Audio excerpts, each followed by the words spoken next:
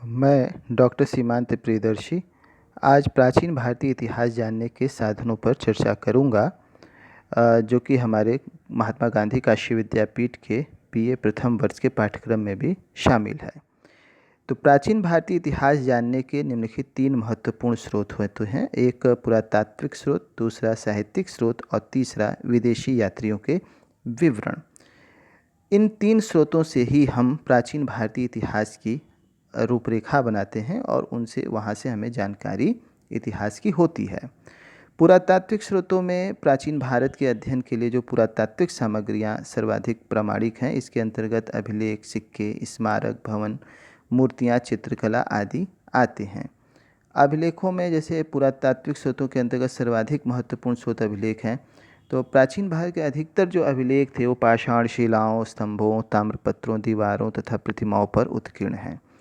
सर्वाधिक जो प्राचीन अभिलेख थे वो मध्य एशिया के बोगजकोई नामक स्थान से लगभग 1400 ईसा पूर्व यानी 400 BC में मिले। इस अभिलेख में इंद्र, मित्र, वरुण और नासत्य आदि वैदिक देवताओं के नाम मिलते हैं।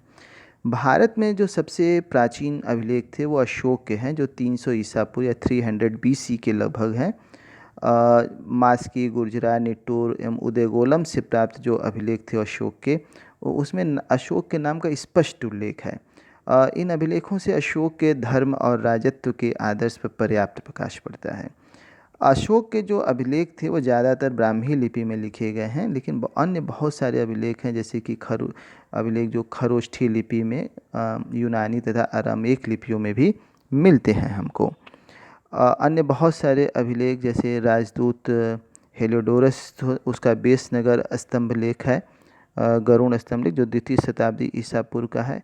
इसके अलावा मध्य प्रदेश के एरण से भी प्राप्त हुए हैं। वाराह प्रतिमा पर हुनरा तोरमाड़ का लेख मिला हुआ है। जो सबसे प्राचीन जो अभिलेख थे या सबसे अधिक जो अभिलेख प्राचीन भारत में मिले हुए हैं वो मैसूर से मिले हमको। इसी तरह से पर्सिपोलिस और बेहिस्तून जो अभिलेख मिले वो उनसे हमें ईरानियों के विषय में जानकारी मिलती है। यहाँ मैं बताना चाहूँगा कि जो सर्वप्रथम जो 1837 में जेम्स प्रिंसेप ने ब्राह्मी लिपि में लिखित अशोक के अभिलेखों को पढ़ा था। जहाँ तक सिक्कों की बात है तो सिक्के के अध्ययन को मुद्रा शास्त्र कहते हैं। पुराने सिक्के तांबा, चांदी, सोना और सीसा के बनते थे। पकाई मिट्टी के बने सिक्के जो थे वो सांचे में ईसा की आरंभिक 3 सदियों के हैं। इनमें सबसे जो अधिकांश जो सांचे थे वो कुषाण काल के थे। आहत सिक्के भी मिले, जिनको हम पंचमार्क सिक्के बोलते हैं। तो भारत के प्राचीनतम सिक्के आहत सिक्के कहलाते थे, जो 5वीं शताब्दी ईसा पूर्व के हैं। ठप्पा मारकर बनाए जाने के कारण इन्हें भारतीय भाषाओं में आहत कहा जाने लगा। आहत मुद्राओं की जो सबसे पुरानी निधियां थीं वो पूर्वी उत्तर प्रदेश और मगध में मिली, और आरंभिक जो सिक्के थे वो अधिकतर चांदी के मिले। अब मूर्तियों पे मैं चर्चा करूंगा कि प्राचीन काल में मूर्तियों का निर्माण जो था वो कुषाण काल में आरंभ होता है। कुषाण काल गुप्त तथा गुप्तोत्तर काल में निर्मित मूर्तियों के विकास में जन सामान्य की जो धार्मिक भावनाओं का विशेष योगदान रहा। कुषाण कालीन गांधार कला पर विदेशी प्रभाव है, जबकि मथुरा कला पूर्णतः स्वदेशी है। यहाँ मैं बहुत डीप में नहीं जा रहा हूँ, केवल ऊपर ऊपर मैं बता रहा हूँ कि किस प्रकार जो हम प्राचीन भारतीय इतिहास को जो हम पढ़ते हैं, किस प्रकार से उन इतिहास के ऊपर कैसे हमें जानकारी मिलती है। वो कौन से ऐसे स्रोत होते हैं जिनसे हम उन इतिहास को उद्घाटित करते हैं। तो अभी मैं बहुत ज़्यादा गहराई में न जा कर के कुछ संक्षेप में मैं यहाँ पे चर्चा कर रहा हूँ, और कुछ महत्वपूर्ण जो तथ्य हैं उनकी यहाँ पे मैं जानकारी अवश्य देता चल जाऊँगा। जहाँ तक स्मारक एवं भवन की बात है तो प्राचीन काल में जो महलों और मंदिरों की शैली से वास्तुकला के विकास पर पर्याप्त प्रकाश पड़ता है। उत्तर भारत के जो मंदिर थे वो नागर शैली के, और दक्षिण के जो मंदिर थे वो द्रविड़ शैली तथा दक्षिणापथ के जो मंदिर थे वो बेसर शैली में हैं। दक्षिण पूर्व एशिया व मध्य एशिया से प्राप्त मंदिरों तथा स्तूपों से भारतीय संस्कृति के प्रसार पर पर्याप्त प्रकाश पड़ता है। इसी प्रकार से चित्रकला, चित्रकला से हमें उस समय के जीवन के विषय में जानकारी मिलती है। अजंता के जो चित्र हैं वो मानवीय भावनाओं की सुंदर अभिव्यक्ति हैं। अब साहित्यिक में की बात करूंगा तो ये दो भागों में बटा हुआ है, धार्मिक साहित्य और धर्मेत्तर साहित्य, जो जिसको लौकिक साहित्य भी हम कह सकते हैं। तो धार्मिक साहित्य में ब्राह्मण तथा ब्राह्मणेतर ग्रंथों की चर्चा की जा सकती है। ब्राह्मण ग्रंथों में वेद हैं, उपनिषद हैं, रामायण, महाभारत, पुराण, स्मृति ग्रंथ, ये सभी आते हैं। ब्राह्मण ग्रंथ, जो ब्राह्मण साहित्य है उसमें वेद, वो भी 4 भाग में बटा हुआ है। तो ब्राह्मण साहित्य में सबसे जो प्राचीन जो ग्रंथ थे वेद, उसमें भी जो सबसे प्राचीन है वो ऋग्वेद है। तो वेदों के द्वारा प्राचीन जो आर्य थे उनकी धार्मिक, सामाजिक, आर्थिक तथा राजनीतिक जीवन के बारे में हमें जानकारी मिलती है। वेदों की संख्या 4 है, 4 वेद हैं।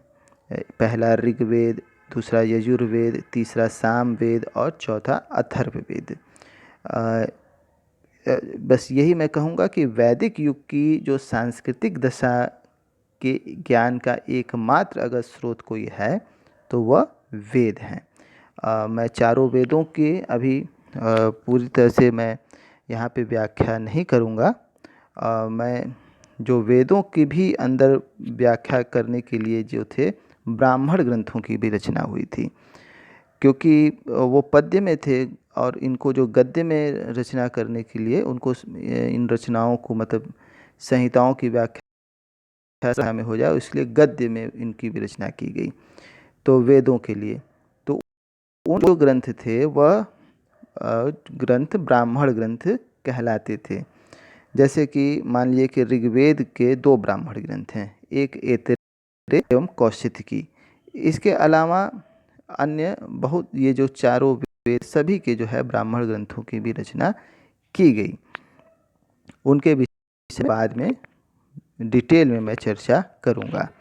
इसके अलावा आरण्यक साहित्य रचना हुई। यह ब्राह्मण ग्रंथ का अंतिम भाग है जिसमें दार्शनिक एवं रहस्यात्मक विषयों का वर्णन किया गया। उपनिषद, जो जैसे उप का मैं यहाँ बताऊंगा कि इसका शाब्दिक अर्थ क्या है। तो उप का जो अर्थ होता है वह समीप होता है। उप मतलब समीप, और निषद मतलब बैठना, अर्थात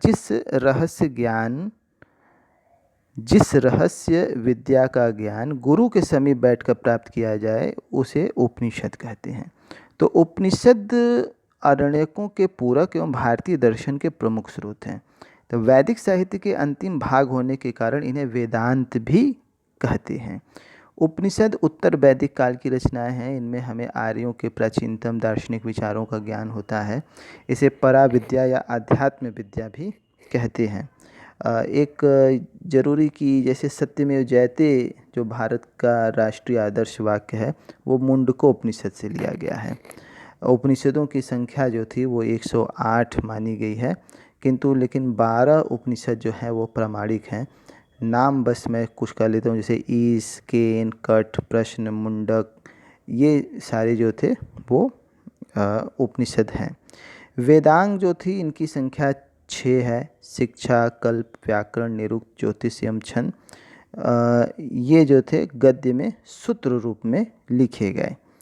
सूत्र साहित्य भी है। तो वैदिक साहित्य को अक्षुण्ण बनाए रखने के लिए सूत्र साहित्य का प्रणयन किया गया। 3 सूत्र साहित्य थे, श्रौत सूत्र, गृह सूत्र और धर्म सूत्र। इसके अलावा मैं ब्राह्मणेतर साहित्य की चर्चा करूँगा, या फिर उसके पहले महाभारत महाकाव्य, जो वेद, उपनिषद और रामायण महाभारत, संक्षिप्त में मैं जानकारी दे दूं कि महाकाव्य वैदिक साहित्य के बाद भारतीय साहित्य में रामायण और महाभारत नामक 2 महाकाव्य का जिक्र आता है। तो महाभारत महाकाव्य की जो रचना थी वो ईसा पूर्व 400 माना जाता है। और महाभारत की रचना वेद व्यास ने की थी। पहले इसमें केवल 8800 श्लोक थे, लेकिन तब इसका नाम जय संहिता था। बाद में इसमें 24,000 श्लोक हो गए और फिर और भी ज़्यादा लाखों में हो गए। फिर बाद में इसका नाम महाभारत पड़ा।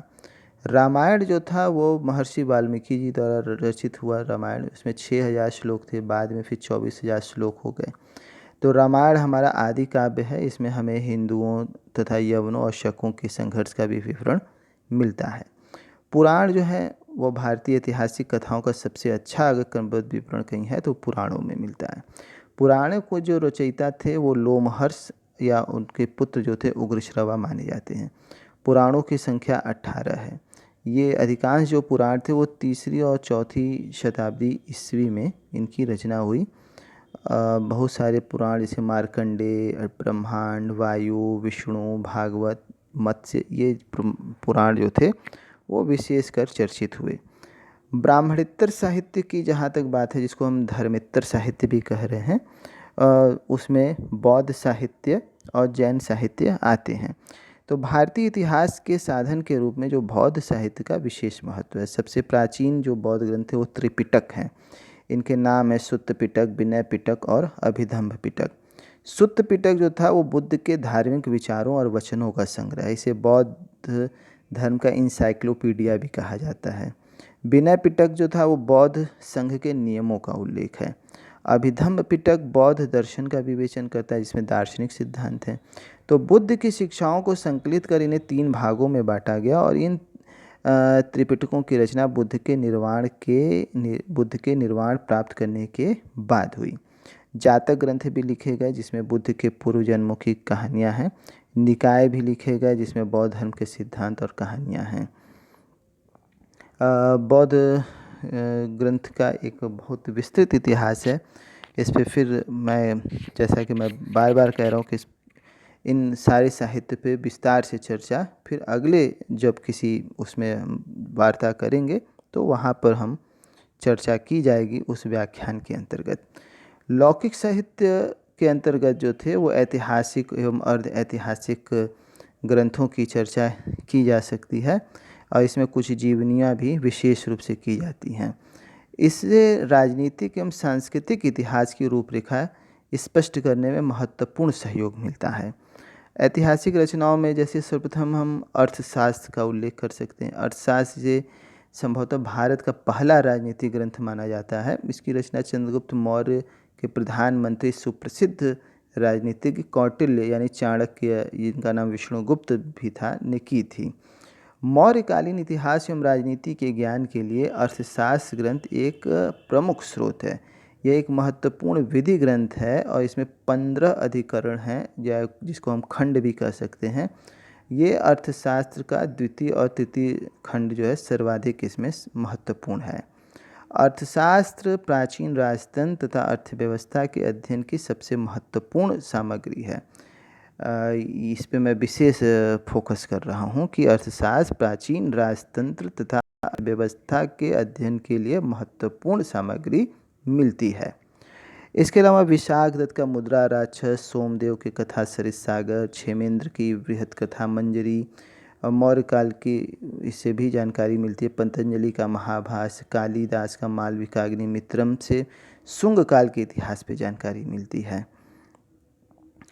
इसके अतिरिक्त सोमेश्वर की रसमाला, कीर्ति कौमुदी, मेरुतुंग कृत प्रबंध चिंतामणि, राजशेखर कृत प्रबंध कोश, ये सारे जो ग्रंथ हैं वो लौकिक साहित्य के ही अंतर्गत आते हैं। अब विदेशी यात्रियों के विवरण की जहाँ तक चर्चा है, तो विदेशी यात्रियों एवं लेखकों के विवरण से भी हमें भारतीय इतिहास की जानकारी मिलती है, जिसमें अनेक यूनानी, रोमन और चीनी यात्री शामिल हैं। भारतीय स्रोतों में सिकंदर के आक्रमण की कोई जानकारी नहीं मिलती। यूनान के प्राचीन लेखों में टेसियस तथा हेरोडोटस के नाम प्रसिद्ध हैं। टेसियस जो था वो ईरान का राजवैद्य था।